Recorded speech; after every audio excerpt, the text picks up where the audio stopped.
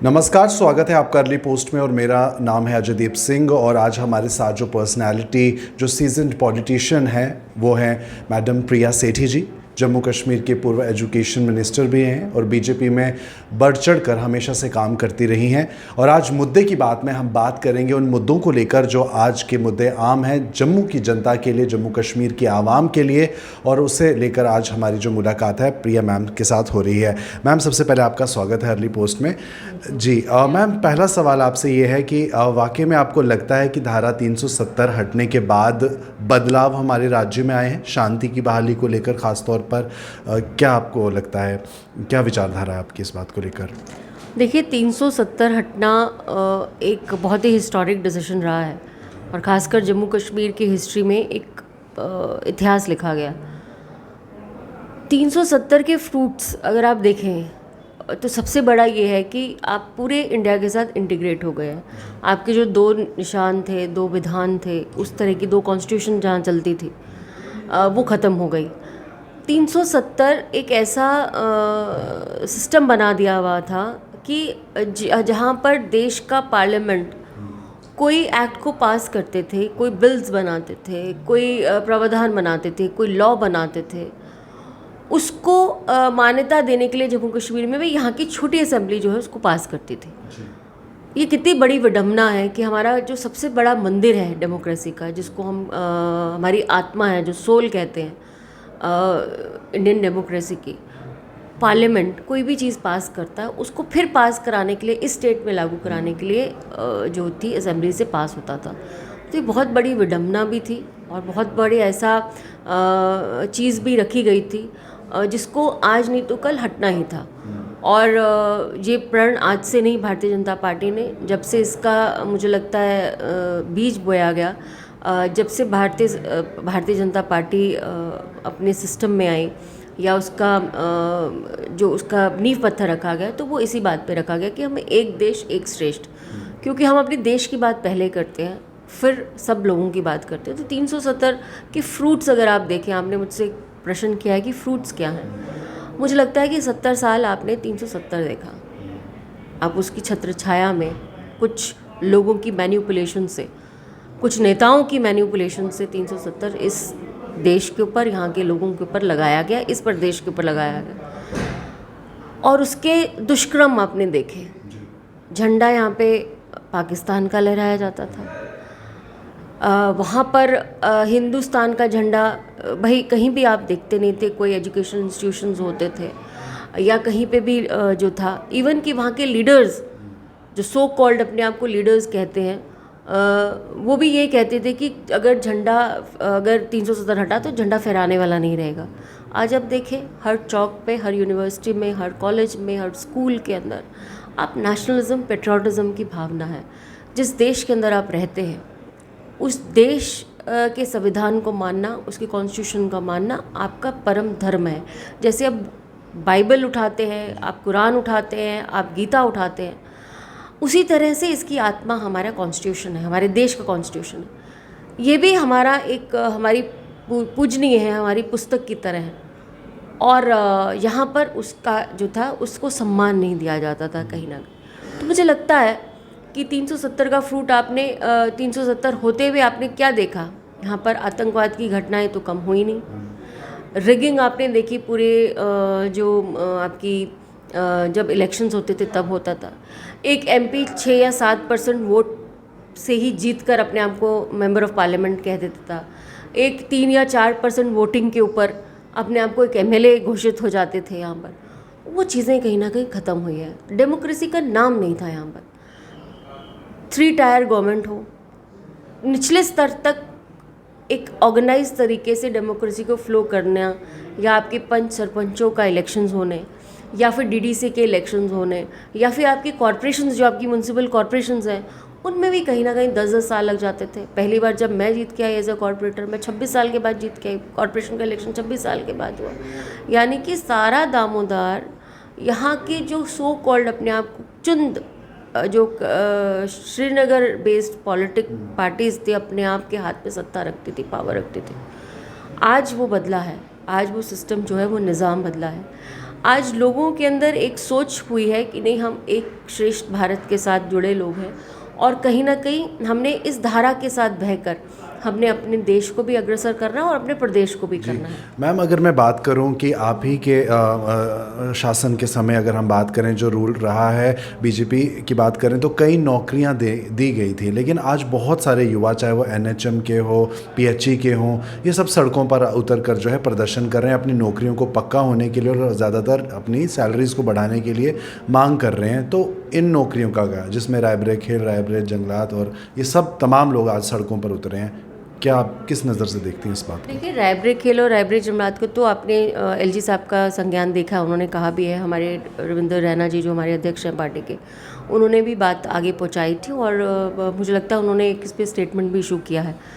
और जो दूसरी कॉन्ट्रैक्चुअल उसके ऊपर है, हम अपने लोगों के साथ हैं। मुझे लगता है आने वाले समय के अंदर इनको भी कहीं ना कहीं किसी अच्छे मुकाम पर पहुंचाया जाएगा, क्योंकि यहाँ पर अगर निज़ाम अच्छे होते, मैं कह रही हूँ ये भी उसी का निज़ाम है जो 370 जब यहाँ पे लागू थी, तो उसी टाइम इन लोगों को पक्का क्यों नहीं किया गया, क्यों धोखे में रखा गया, या क्यों कॉन्ट्रैक्ट लगाया गया।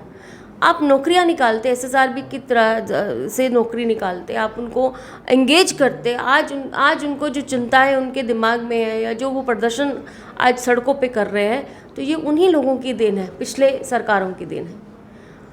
आज अगर उनकी पक्की नौकरियां उन्होंने निकाली होती, उनके लिए तरीके से उनको एंगेज किया होता, एक जो रूल ऑफ लॉ कहता है उसके अकॉर्डिंग इनको एंगेजमेंट्स होती, तो मुझे लगता है आज इन बच्चों को जो है सड़कों पर उतरने की ज़रूरत नहीं पड़ती। लेकिन फिर भी कुछ ना कुछ, कोई ना कोई प्रावधान, कोई ना कोई ऐसी चीज़ जो निकाल कर एक रीएड्रेस किया जाएगा इन लोगों को। ऐसी बात नहीं है, हमारे अध्यक्ष रविंद्र रैना जी, हमारे पार्टी के सीनियर लीडर्स सब लगे हैं कि कहीं ना कहीं इनको रिस्पाइट मिले, कहीं ना कहीं इनको न्याय मिले, कहीं ना कहीं इनके साथ जो अन्याय हुआ है उस अन्याय को कहीं ना कहीं आने वाले समय के अंदर एक रिस्पाइट मिल सके। मैम, अब आज भी प्रदर्शन हुआ, और काफ़ी समय से, लगभग 10-15 दिन से वो तमाम मुलाजिम जो कश्मीर में इस समय है, जम्मू डिवीज़न के लोग वापसी की बात कर रहे हैं, अपनी जानों की फ़िक्र है उन्हें, और वो कह रहे हैं कि उन्हें वापस जम्मू में जो है ट्रांसफ़र किया जाए। लगातार प्रदर्शन हो रहा है, एलजी सरकार से मांग हो रही है, आप क्या समझती हैं, कितनी जेन्युइन मांगे हैं इनकी? नहीं, मुझे लगता है कि जिस तरह से पिछले दिनों बहुत सॉफ्ट किलिंग्स हुई हैं, बहुत टारगेटेड किलिंग्स हुई हैं, कुछ ऐसे लोगों को मुझे लगता है शहीद ही किया गया। मुझे लगता है ये सैनिकों की तरह जो हैं उस धरती पर रहते हैं जहाँ आतंकवाद बरसों से चल रहा था, और जान के सॉफ्ट टारगेट कहीं ना कहीं न्यूज़ बनाने के लिए, इंटरनेशनल मीडिया में आने के लिए, कहीं ना कहीं जो हमारी सरकारें जो काम कर रही हैं, और जो मोदी सरकार इतना काम कर रही है, डेवलपमेंट के काम कर रही हैं, उनको कहीं ना कहीं छिन भिन करने के लिए जो है ये सॉफ्ट टारगेट्स बनाए जाते हैं, सॉफ्ट टारगेट किलिंग्स होती हैं। लेकिन ये तो इसका हल नहीं है, वहाँ से पलायन कर जाना ये तो हल नहीं है। ये तो हम उनके मंसूबों को कहीं ना कहीं अमली जामा पहना रहे हैं, जो वो लोग चाहते हैं। पाकिस्तान क्या चाहता है?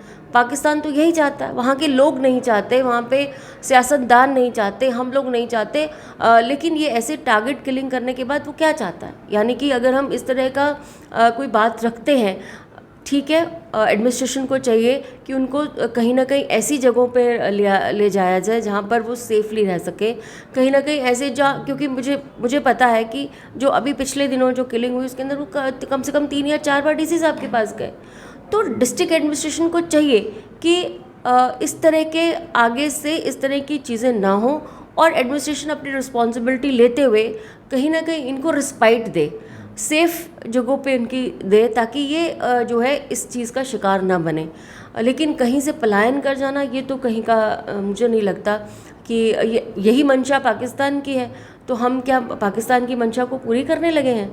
मुझे लगता है कि आने वाले समय के अंदर जिस तरह से उनके अंदर बौखलाहट है, उनके अंदर फ्रस्ट्रेशन है, जिस तरह से वो इन छोटी हरकतों पे आज आ गए हैं, तो कहीं ना कहीं ये दर्शाता है कि आने वाले समय के अंदर, और आपने देखा है कि डीआईजी साहब का अगर बयान हो, अगर होम मिनिस्टर ने अपने बयान दिया हो ऐसे पार्लियामेंट के अंदर, आपने पिछले दिनों बयान दिया कि किस तरह से बहुत सारे आतंकवादी जो गुट थे उनको न्यूट्रलाइज़ किया गया है। कहीं ना कहीं जो बच्चे जहाँ रिक्रूट हो जाते थे मिलिटेंसी की तरफ, वो उसमें कम हुई है, इन्फिल्ट्रेशन को कम किया गया है। आपकी ड्रग्स वहाँ से सप्लाई होते, ड्रोन्स आप देख रहे हैं कि बाहर से पाकिस्तान से ड्रोन्स के द्वारा भी यहाँ पे असला जो है वो करने की कोशिश की जाती थी। इन सबको कहीं ना कहीं रोक लगी है। टेरर फंडिंग के लिए पैसा बाहर से आता था, उसको कहीं ना कहीं रोक लगी है। तो इन चीज़ों को आने वाले समय के अंदर टाइम लगता है। हर जो 70 साल आज उसको रिवर्स होने में भी तो कम से कम 5 या 6 साल तो लगेंगे। 370 के फ्रूट आप 2 या 3 सालों में नहीं देखोगे, इनको कम से कम आपको 5 साल 6 साल 10 साल देखने पड़ेंगे। आपका फ्लोरिकल्चर होना चाहिए, आपका एप्रिकॉट, आपके जो हॉर्टिकल्चर सेक्टर है उसको, जो हमारे अपना यहाँ का जम्मू कश्मीर का वो चीज़ें हैं उनको कहीं ना कहीं फ्लरिश करना चाहिए। ये टूरिज़्म आपने देखा कितना टूरिस्ट आया है इस बार, इतना टूरिस्ट आया है।